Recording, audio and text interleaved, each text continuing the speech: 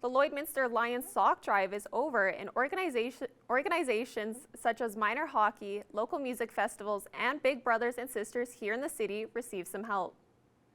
They just needed financial assistance. Anybody that that is given money is usually some financial assistance involved in it.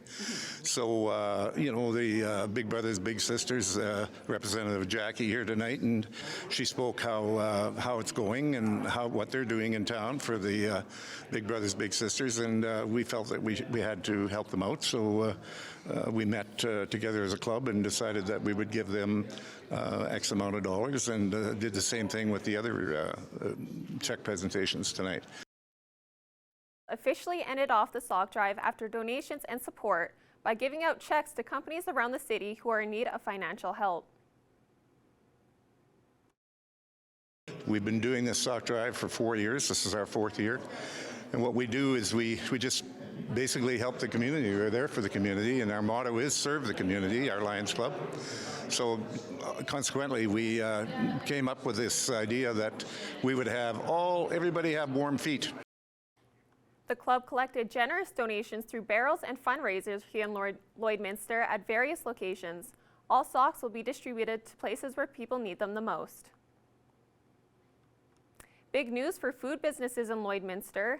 A new pilot project, part of an agreement between Alberta and Saskatchewan and the CFIA, will allow food to be moved within Lloydminster as if there was no provincial border.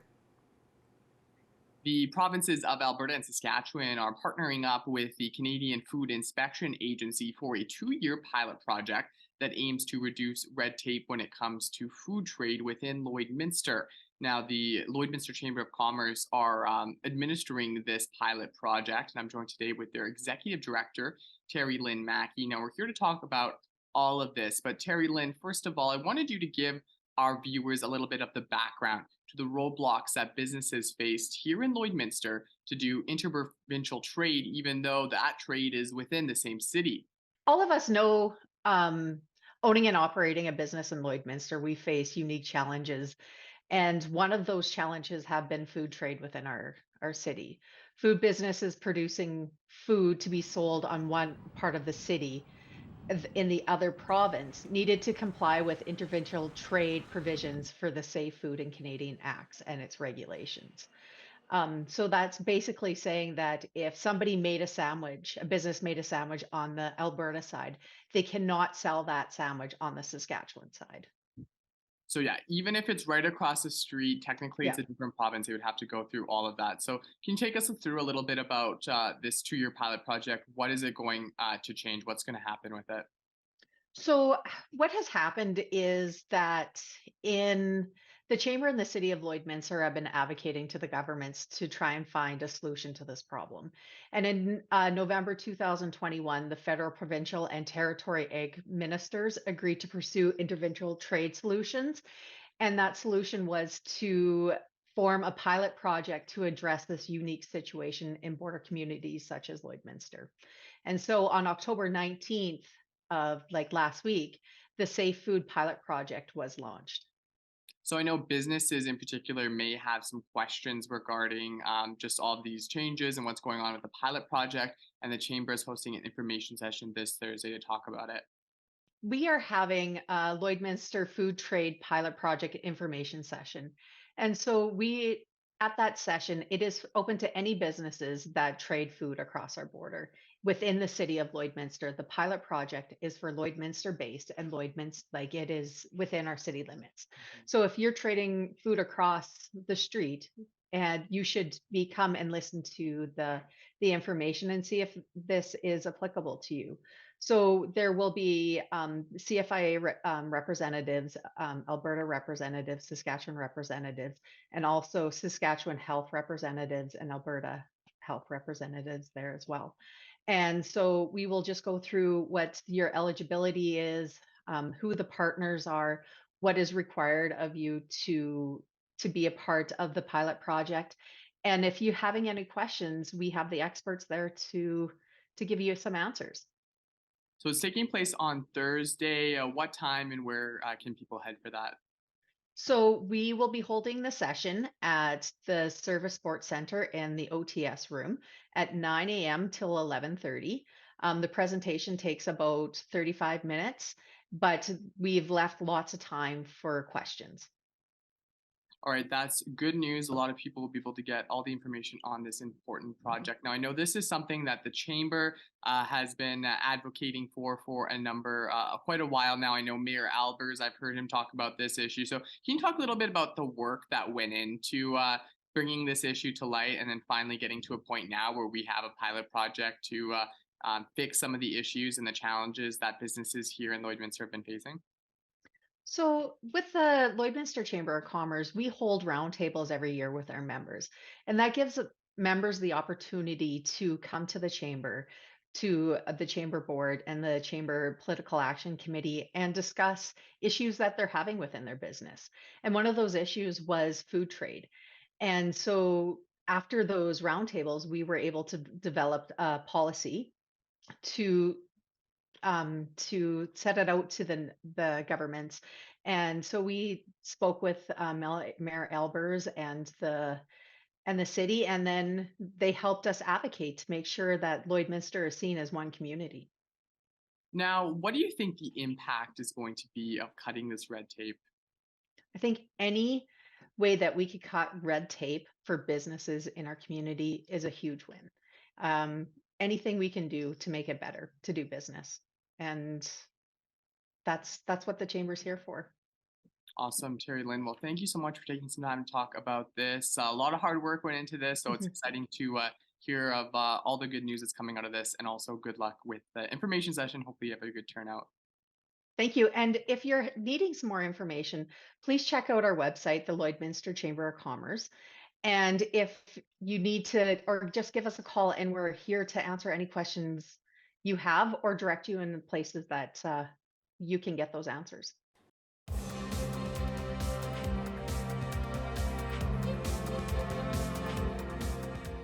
It might be winter, but that's not stopping the Lloydminster Rowing Club from continuing to put in work.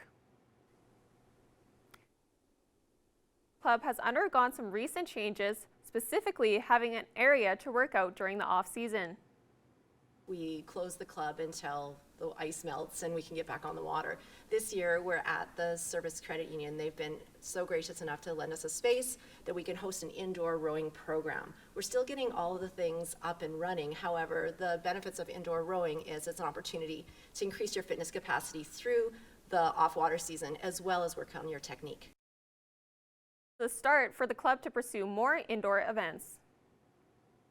So we're really lucky with the partnership with Rowing Canada, as well as Saskatchewan Rowing and SAS Sport. The grants that we've received over the years have allowed us to purchase these rowing machines. They're Concept 2 rowing machines, also known as ERGs, and it's a great opportunity for then us to grow as a club and have an indoor season. The club has a Learn to Row coming up February 7th. For more details, visit the Lloydminster Rowing Club's Facebook page. With more on the CFIA Pilot project, here's Thomas Wildman talking to the Alberta Minister of Agriculture. Today we have the Honorable Nate Horner, the Minister of Agriculture for Alberta, and he is here today to talk to us about the pilot project CFIA is running here in Lloydminster. And so thank you so much for coming to us and talking to us about this, Nate. Sure. No, it's my pleasure. It's a pilot we're pretty proud of, and we hope to learn some great things from it. So we're all very excited.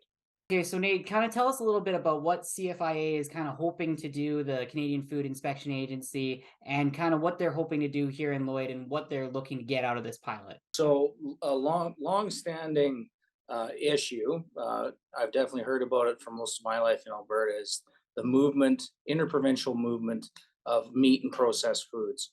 Right now, that's completely in the federal domain. So unless you're at a federally inspected facility, you can't move your product back and forth across provincial lines. So what we're trying to do with Lloydminster specifically, we're saying, look, we know this is an issue. We know that CFIA is going to need to make some changes if we're ever going to progress on this file. Let's see if we can't figure it out with a border town like Lloydminster. Focus on that and take lessons learned and try to apply them more broadly across the country. So that's the plan. So this pilot launched on the 19th of January. It's a 2-year pilot, and it's going to be administered by the Lloydminster Chamber of Commerce, and there'll be the regulatory oversight by the Saskatchewan Health Authority, and then CFIA will obviously be very involved tracing down any complaints or issues that might arise. But the idea is, let's see how this works in a Lloydminster specific scenario, and then see what we can apply everywhere else.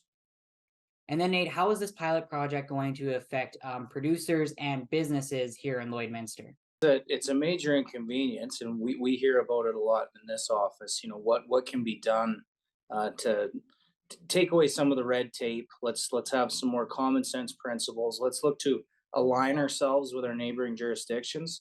We can take some of the heavy lifting off the table for CFIA by adopting some of the same rules between provinces. So that I'm hoping that'll be some of the recommendation that comes out of this. I guess this came from direct negotiations and conversations with the federal Minister of Ag. This is one of the things we've had on the agenda for quite a while now, and they are looking to do potentially 3 more of these pilots across Canada. I don't have the locations in front of me, but I believe one between Ontario and Quebec, and definitely one in the Maritimes. But also trying to find lessons learned and specific scenarios. But people, if you have a business on one side and you can't sell to half of the customers in the same town, you can definitely feel the frustration. So I think just as we're moving towards more of everybody really wants to know where their food comes from, how it's produced. We have a lot of good regulations in place, but we need to find some common sense gives to make sure that we can feed each other on both sides of the border and create more opportunities for these fledgling businesses. The federally inspected plants, they're the big guys for the most part. There's a lot of people that want to get in on this business, and we want to make it so that they can, and we think we can do that safely. And for the common consumer here in Lloyd, kind of what would they be able to expect, especially, and for people in and around the Lloyd area, what will they expect to kind of see changing over these next 2 years because of this pilot program, and just how it's going to be different from how it is normally? And not being a Lloyd resident myself, I would expect what you would see, hopefully, would be maybe more availability of different product, depending if you're on the east side of the town or the west. And I think over time you could expect to maybe even see that pricing could change as well, just because you could pull more product from more directions and have more competition. The pilot may be too short to realize all of those changes, but I think in the short term they can expect to just see maybe some happier businesses and some more competition and maybe more product on the shelf. Thank you so much for all the information, Nate, and we hope that this is a successful project and can help producers and consumers across the board here in Alberta, and also, of course, with Saskatchewan. 100%. Thank you for the time, Thomas. Furniture set and design supplied by Furniture Gallery and Furniture House, downtown Lloydminster.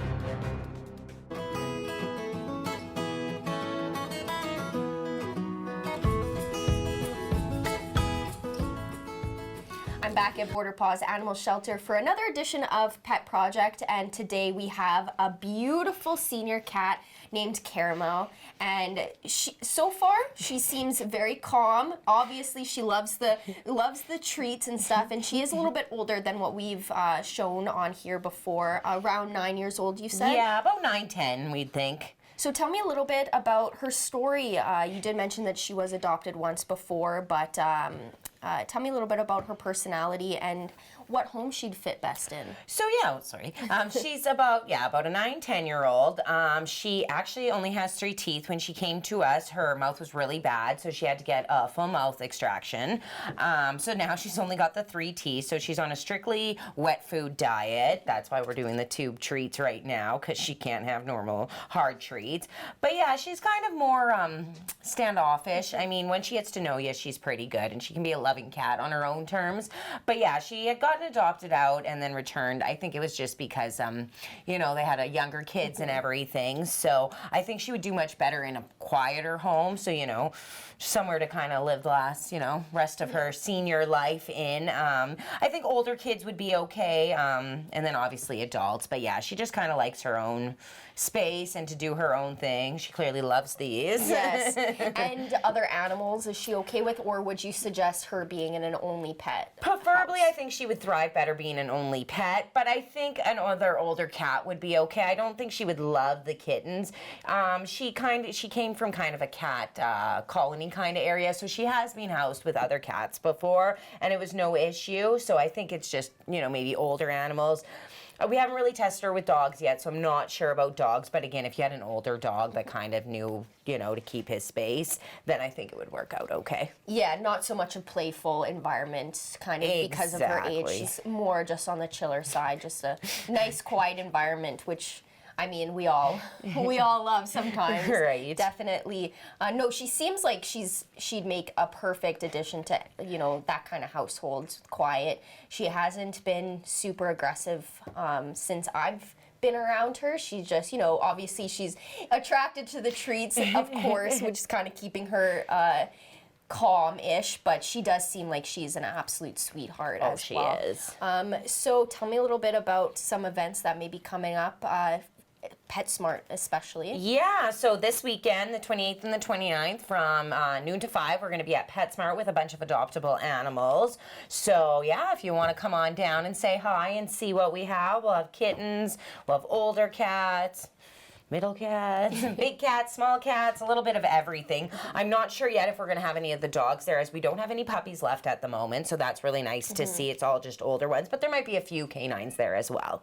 And we've mentioned this several times on here, but just as another reminder, it's always nice to have that, if you are planning on adopting, to have that application already processed and done. Yes. Absolutely, yeah. No, it just kind of, if you want to take an animal home that day, I mean, even today, you could go on and fill out an application on our website. Then that way you'll be approved before Saturday and Sunday. So then when you come to the event, you meet somebody, you want to take them home that day, we can make that happen. So yeah, I just suggest going and just filling out an application ahead of time, so then you're just approved before the event. And how have you done with, you know, your capacity on animals, whether it be strays or people surrendering their animals? How have you been doing with that so far? So last week, Bylaw brought us 12 cats in one shot, so that was quite a bit. But our awesome foster coordinator, she already found foster homes for all of them, which was really awesome. So we're still seeing quite a bit. We're not seeing as many kittens, which, I mean, is kind of nice, right? Yeah. But yeah, we're still getting a lot of people calling to want to surrender, as well as Bylaw bringing us a lot of animals. So we just always ask you give us a call ahead of time just to make sure we're prepared. Obviously, if there's a sick or injured animal, give us a call right away and we'll get them in, obviously, sooner than the other ones. But we just ask everyone to be patient with us. We're just, you know, trying to get through all the cats. It's a lot. Of course, yeah. Especially, you know, because there's so many cats that you do end up getting. It's nice that you're able to have that foster program in place. So if you do get to capacity, and it's also beneficial, I think, for the animals being in a household. It'll get used to them once they get adopted out. They'll already be used to being in a house, which is super nice to have. Are there any events that you'd like to preview coming up besides the PetSmart event? So I know we plan on doing something for Valentine's Day. It's probably just going to be an adoption event, but we're probably going to do something with the cats at a discount price. So if you really don't want to spend Valentine's Day alone, we're definitely going to have some sort of deal. We're not 100% sure yet, but probably the week leading up to Valentine's Day. So if you're worried about spending Valentine's Day alone, you don't have to. Which is perfect. I'm sure that's the best Valentine's Day gift. It really is. An animal, for sure. Now, again, I ask this every week. Is there any specific donations that you guys are in need of? Once again, just food, really. I think we're doing okay on blankets. I mean, we can always use more blankets. But yeah, just food again. Also toys. We seem to go through cat toys like crazy. So if you're not really sure what to buy, just head to Amazon and you can go to our wish list there. Awesome. Well, thank you so much for joining me today. And Caramel, I don't think she'll have an issue finding her forever home to live out the last of her days in a nice environment. So good luck, Caramel. Definitely, whoever adopts her needs these streets because she definitely goes crazy for them. Thank you. Pet Project is sponsored by the Pet Pad. For total pet care, think Pet Pad.